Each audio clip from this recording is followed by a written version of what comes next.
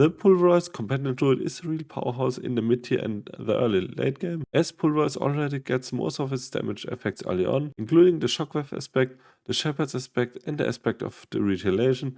These are our damage sources. Also, thanks to the nice buff through our new little Season 3 companion, Pulverize is in a nice spot even with the Overpower nerf and the removal of the vampiric power. I will guide you through the skilltree, Paragon Board, Spirit Boons, gear, and the new Season 3 companion for the mid and early late game, so you should have no trouble in the mid and early end game.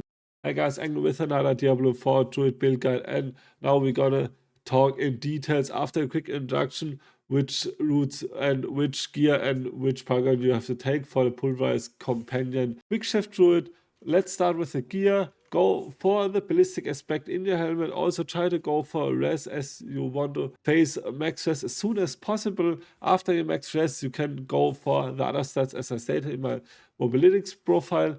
And for the chest, go for the aspect of the might for the damage reduction through your basic skills. And here went for mostly damage reduction and tall armor, and try to max tall armor also as soon as possible.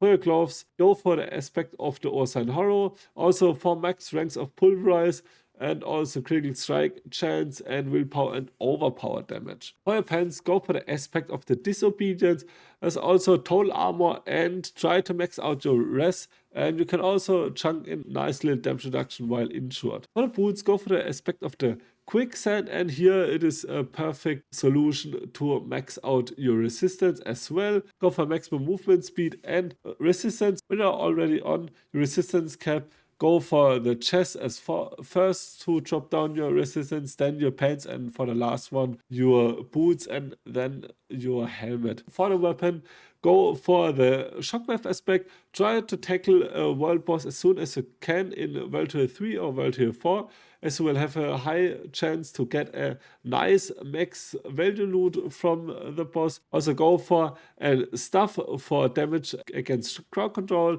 Also go for overpower damage while in werebear form, willpower, and damage against crowd control enemies. Now for your amulet, go for the shepherd's aspect, as it will boost our damage tremendously. Also go for the ranks of the venom passive, total armor, maybe a movement speed, and another damage reduction source.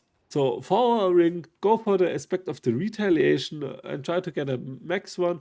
Also go for critical strike chance, maximum life, overpower damage, and damage to crowd control enemies. For the other ring, go for aspect of the stampede. Also the same stats as on my other ring, and I also posted the effects on my mobility's chart guide, so also check this out if you have questions. For the gems, go for the ruby in your weapon and your armor slots, and go for the type of resistance you need in your rings and amulet slots. For the spirit boon, go for weariness on your first one, then go for iron feather and sky talents on your second row. On the third row, go for pack leader so you can reset your poison creeper for the nice and venom proc, and on the last, go for obsidian slam, as you will get another layer of overpower. For your skill tree, go for 1 point into a storm strike, as also 1 point into fierce storm strikes. You will always vulnerable your enemies. Then go for 5 ranks into Pulverize and the primal Pulverize, so your enemies get a 20% damage reduction on you. Also go for 1 point in Heart of the Wild, so you can go for 3 point into Wild Impulses for even more damage. For your defensive skills, go for 1 point into Bloodhole and also 1 point in Bloodhole for more spirit generation. Also 3 points into Ancestral Fortitude. Also 3 points into Vigilance for another damage reduction after you use your defensive skills.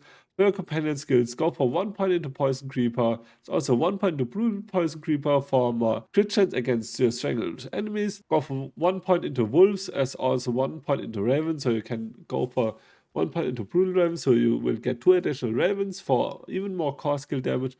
Also go for 3 points into Clarity for more spirit generation. And for your Wrath skills, go for 3 points into Crushing Earth, 3 points into Stone Guard, as also 1 point into Safeguard, and 1 point into Neurotoxin. You can go for 3 points into Venom. And for your ultimate skills, go for 1 point to Defiance, 1 point to Natural Disaster, and 3 points for Resonance. So always try to weave in a Storm skill after you pulverize, and also the combi of 3 points of Quick Shift for more damage when you're transforming. Also 3 points on Natural Fortitude, so always build up nice Fortitude, and 2 points into Heightened Senses. And for the last spot, go for the Awesome Strength for nice overpower damage, max life, also additional max damage. For the Paragon Board, keep in mind you will have around 120 points when you're 75. I think it is around here, so keep in mind that you will go for these 3 Paragon boards as your first bet, and start with the left route for nice max life. Go with the Shapeshifter Cleave. It is also your first priority to max up the Shapeshifter to 15 as your first cliff, and go here with the rare nodes. For the next spot, take the Inner Beast, so you will get a nice additional spell cost reduction. Also take the Undaunted as your cleave. Skill your way up to here to the next spot, to the Ancestral Guidance, and you will start to build up your points until you get to the Spirit on kill, and then you will go farther and take the Ancestral Guidance. After that, you will go for the Dominate Cleave and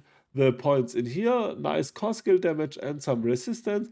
And for the next part, go in here for the next cleave and board. It is the Devastation. So keep in mind, you will try to stack as much damage against crowd control you can, because it will also boost your critical strike damage. Go for the damage to crowd control node here, and go for the Earth and Sky Cliff here, and also the other nice rare nodes. And I think around here you will be level 75. So quickly for the next one, go for the Survival Instincts as here, the Exploit Cleave, and also as the last board, go for the Fang and Claw in the Constricting Tendrils board. So try to go for the Shapeshifter Cleave as the first one, then go for the Dominant Cleave as the second one, and then for the Undaunted as the third one. If you can weave in the Exploit, it is also good. But keep in mind, when you're around here, respec this board so you will get your nice little cleave bonuses. After I showed you the mid-tier gear and aspects and skill tree for the Pulverized Quick Shift Companion Druid, I will quickly show you the endgame gear. It doesn't really change that much. Additionally, I recorded that part later, and now the update for Mobalytics is there, so I can also show you which Season 3 constructs you should take, and it is also in the Charbana, so feel free to check it out and also ask questions if you have your further one. You definitely want the Insatiable Fury, just because it is really nice and is the best armor for our druid. It has everything we got. We also ditched any of our resistance because we now have enough resistance from our Paragon board. It is not an ultra endgame, as I said. The ultra endgame is also as a YouTube video up there, which I linked. So you can also check this out if you want to have the ultra endgame. And also on the skill tree, I switch out Clarity for more damage, because we now have some better speed generation through our Paragon board, and nothing more really changes. Also, we will take the Avon Wrath with the Season 3, because it is got major buffed. It is now the multiplicative damage instead of additive. And also for the Season 3 Celestial construct, we want to go with the Focus Fire in the range. For the support gems, we'll go for the breaking support, so the enemies get the shields destroyed and got vulnerable, so then you can switch out the Exploit Cliff maybe, and also the arcing support, so it hits additional enemies, and the resource support, so we will get even more resource. It is really nice for our pulverize. For utility, we're gonna take Flash of Adrenaline, so we're gonna deal even more damage. Then duration support, so we'll get this damage buff longer. Cripping support, so every mob gets cripped to us and we can just hand pulverize on it. And for the last part, tactical support, so it decreases the cooldown of our ported skill. And you also can change in the Paragon board your Exploit Cliff for another nice cliff that will deal more damage for Pulverize, because we're gonna have vulnerable through our breaking support. For the last part, we'll quickly go through the rotation. It is really simple. Just press the Poison Creeper when you go into the enemies. Then after that, cast Pulverize. Then go for your Storm Strike, so we'll switch your form then cast Bloodhowl if you are low on spirit, and after cast Bloodhowl, go back to human form with your Storm Strike, so you will trigger humanity, and then go for Pulverize again and just have your Rota through. The most enemies will always die in the first or with the second. So I hope I could show you a nice mid-game guide for the Druid. Also my Season 2 guide is already out for the ultra late game. And there are more guides to come, and I will guide you through the whole Season 3 with another nice layer of guides. And also write in the comments if you have any further questions or what you will play in the Season 3. Also, if you liked the video, please leave a like and subscribe. It will boost my channel really much. And until the next video, bye!